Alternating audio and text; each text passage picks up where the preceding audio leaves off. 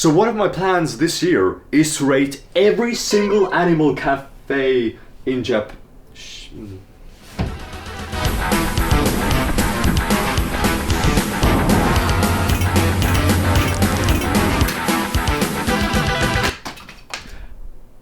First up, we're going to Animal Cafe. This is supposed to have more than just cats. It's supposed to have every type of animal, which is kind of insane. It's like, how do they handle each other? Also, no clue if we're gonna get in, because there's a lot of people here. It's also a national holiday. In here are so many different types of animals. You can do 20 minutes, 30, 60, and it depends how many contact with animals you want. Plus, you can add extra animal to hold and touch. So it's like a multi-package deal.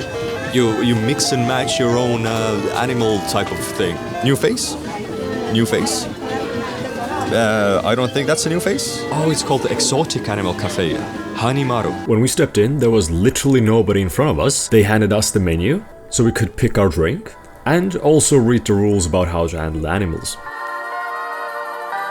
At first glance, it seems incredibly busy and cramped, with cages on top of cages, but looking a bit deeper into it, the cages aren't really that small, especially the terrariums. They're pretty decently sized, like how people would usually keep the animals at home. Except, you know, it was a bit sketchy with the bigger animals in there.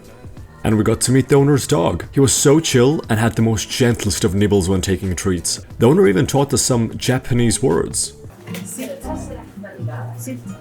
Suwaru.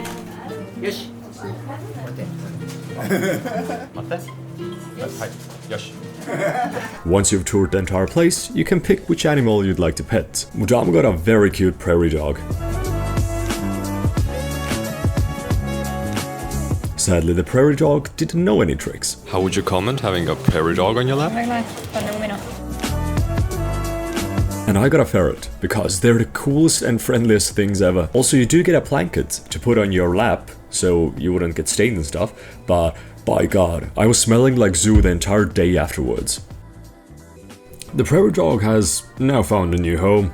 So, apparently you can't even hold all the animals. There are only specific types of animals that you can have on you, and others are kind of released like next to the table, or their cage is brought next to the table and food is brought in front of them, so it's their choice if they come out of the cage and eat or, you know, just go about relaxing. For the second animal, Mudan got a binturong.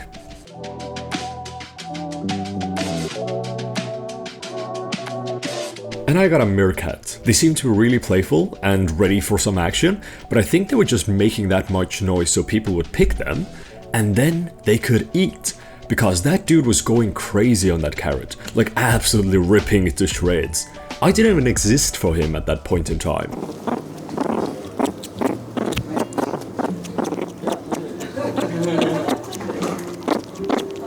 The dude devoured half his weight in carrots.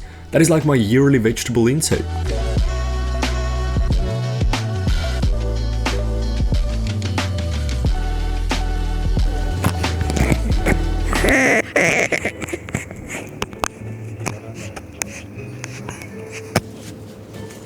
We couldn't capture any good audio, otherwise we would have lost the microphone.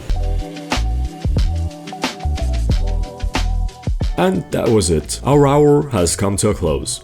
In total, we paid around $25 per person for 1 hour of having fun with 2 different animals and petting the dog. The place itself isn't that big, it only fits like 3 separate parties, so we kinda lucked out that we came in when we did, because it was pretty full afterwards, and there were people in line when we left. Overall, I don't know how to rank this, to be honest. I guess we'll base everything else based on this experience, like how well the animals are living, how much room do they have. As for the very first Animal Cafe experience, that's about it. Mudan's quotes. The workers were very great, and they spoke English very well, and they seemed to really care for the animals. Mitt och Ilvest viest. 4.5 linkses out of 5.